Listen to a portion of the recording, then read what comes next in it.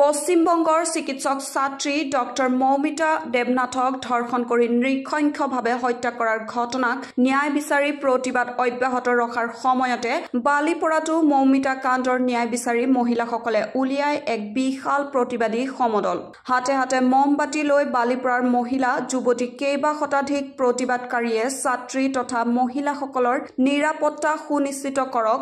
নাৰী হত্যা ধৰ্ষণ বন্ধ কৰক কলকাতাৰ আৰজিকৰ মেডিকেল কলেজৰ ছাত্ৰীগৰাকীৰ নৃশংস ধৰ্ষণ আৰু হত্যাকাণ্ডত অভিযুক্ত অপৰাধীসকলক ফাঁচি দিয়ক ফাৰ্ষ্ট ট্ৰেক কোৰ্টৰ যোগেদি নাৰীৰ ওপৰত আক্ৰমণ সকলো ঘটনাৰ বিচাৰ প্ৰক্ৰিয়া সম্পন্ন কৰক আদি শ্লোগানেৰে ৰাজপথ উত্তাল কৰি তোলে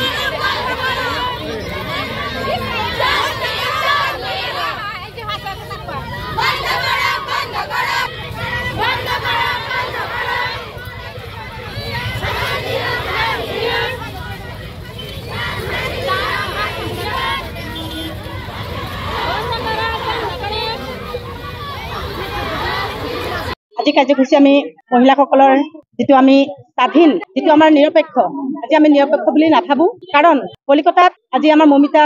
দেৱনাথৰ যেটো কাৰ্য হৈছে সেইখিনিত আমি বহুত মৰ্মান্বিত হৈছো আৰু আমি বহুত দুখিত গোটেই মহিলা আমাৰ ভাৰতৰ গোটেই মহিলা আমি অসুৰক্ষিত বুলি ভাবিছো কাৰণ এনেকুৱা এটা কাৰ্য এনেকুৱা এটা ঘূৰণীয় কাৰ্যসূচী এটা হাতত মানে এনেকুৱা হৈছে এই কাৰ্যসূচীৰ কাৰণে আজি আমি গোটেই ভাৰতে আজি আমি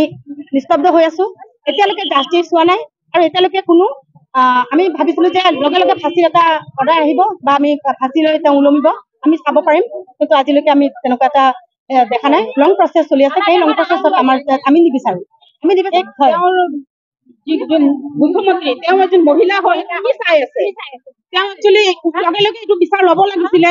গতিকে আমি তেওঁ নোলোৱাৰ কাৰণে যাতে আমি এনেকে ওলাইছো তেওঁ শুনক যে তেওঁ নাৰী হৈ পেলাই যে মনে মনে আছে গোটেই দেশৰ নাৰী যে জাগ্ৰত হৈছে তেওঁ কিয় মনে মনে বহি আছে তেওঁ কিয় দুখীক শাস্তি দিয়া নাই লগে লগে শাস্তি দিব লাগে ইমান দিন বাট চাই থাকে নি আজি 10 দিন উকলি গ'ল সময় এতিয়ালৈকে দুখীয়া শাস্তি পোৱা নাই মনে মনে আছে গতিকে আমি বহুত দুখিত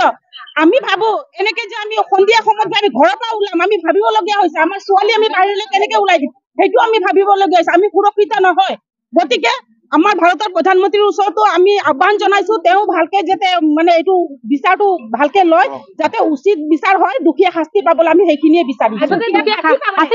news desk news wide Assam.